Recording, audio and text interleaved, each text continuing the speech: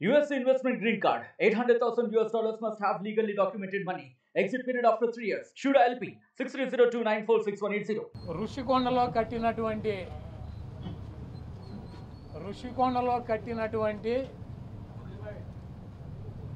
పర్యాటక కేంద్రంలో కట్టినటువంటి భవనాలని ఈ సిగ్గు ఎగ్గు లేనటువంటి తెలుగుదేశం పార్టీ, ఈ సిగ్గు ఎగ్గు లేనటువంటి ఎల్లో మీడియా అది జగన్మోహన్ రెడ్డి గారి నివాసం అని చెప్పి చూపిస్తున్నారు 3 రోజుల నుంచి.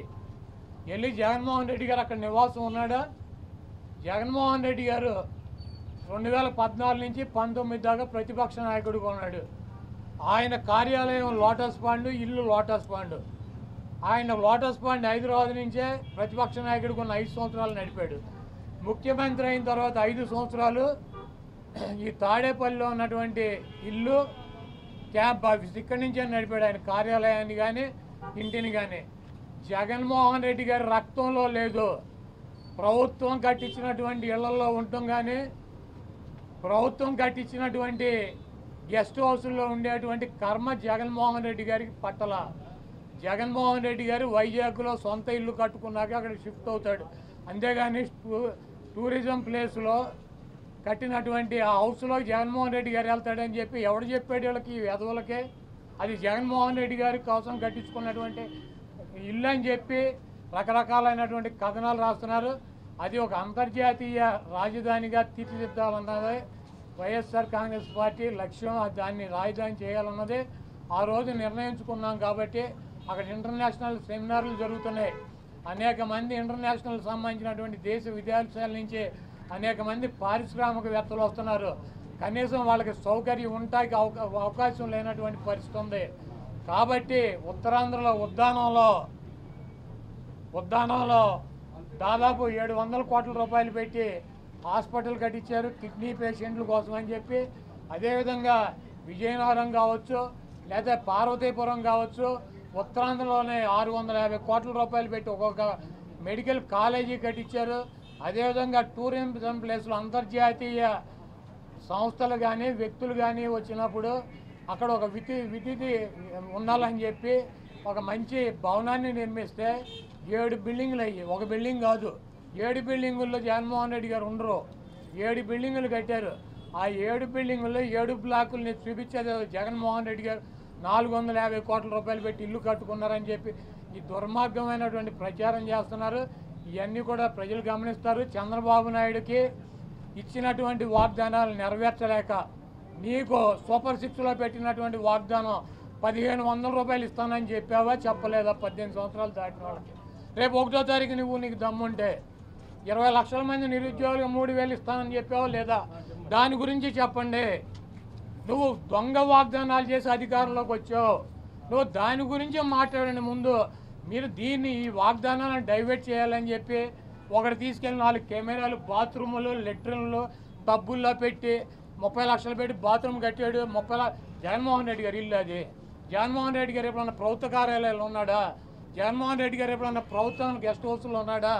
జగన్మోహన్ రెడ్డి గారు ఇల్లు కట్టించుకుని వెళ్తాడు వైజాగ్.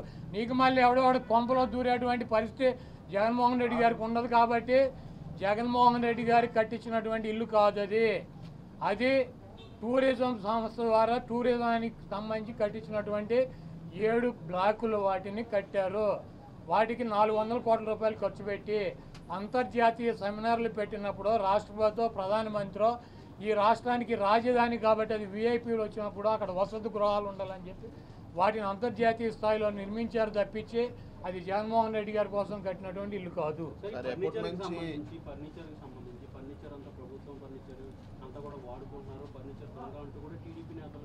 ఇప్పుడు కోడేశ్వర ప్రసాద్ గారు అసెంబ్లీలో ఉండాల్సినటువంటి ఫర్నిచర్ని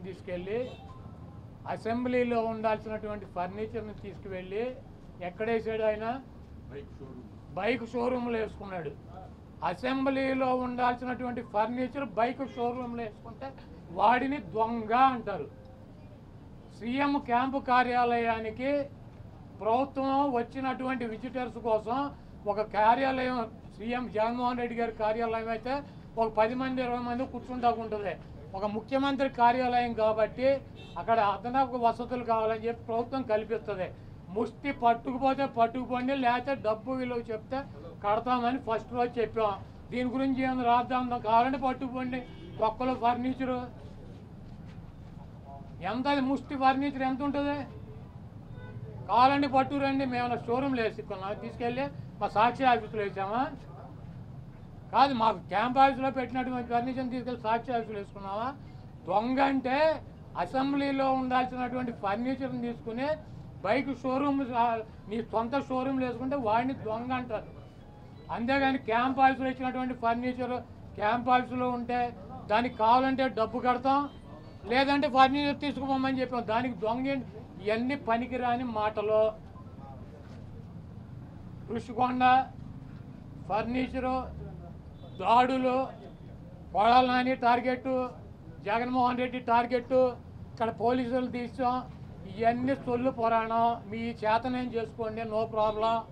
మీరు సూపర్ 6లో పెట్టినటువంటి వాగ్దానాలనే మీరు ఎప్పుడు అమలు చేస్తున్నారో చెప్పాలి. జగన్మోహన్ రెడ్డి గారు తరఫున మేము అడుగుతున్నాం, వైఎస్ఆర్ కాంగ్రెస్ పార్టీ తరఫున. చంద్రబాబు నాయుడు అమలు చేసే బాధ్యత నాదని చెప్పి పవన్ కళ్యాణ్ గారు కూడా చెప్పాడు. కాబట్టి ఇవన్నీ సొల్లు పురాణాలు వద్దు. మీరు చేతనేం చేసుకోండి, నో ప్రాబ్లం. మీరు ఎవరిని చంపేయాలో చంపేయండి, ఎవరిని కొట్టాలని ఉన్నారు కొట్టండి, ఏం చేయాలని ఉన్నారు చేసుకోండి. మీరు సూపర్ 6లో ఇచ్చినటువంటి వాగ్దానాలనే 1వ తారీఖు నుంచి 4000 పెన్షన్తో పాటు అమలు చేస్తున్నారా లేదా, దీనికి స్పష్టంగా సమాధానం చెప్పండి. మరిన్ని వీడియోస్ కోసం ఛానల్ ని సబ్స్క్రైబ్ చేయండి, లేటెస్ట్ అప్డేట్స్ కోసం వాట్సాప్ ఛానల్ ని ఫాలో చేయండి, అండ్ లింక్ డిస్క్రిప్షన్ లో ఉంది.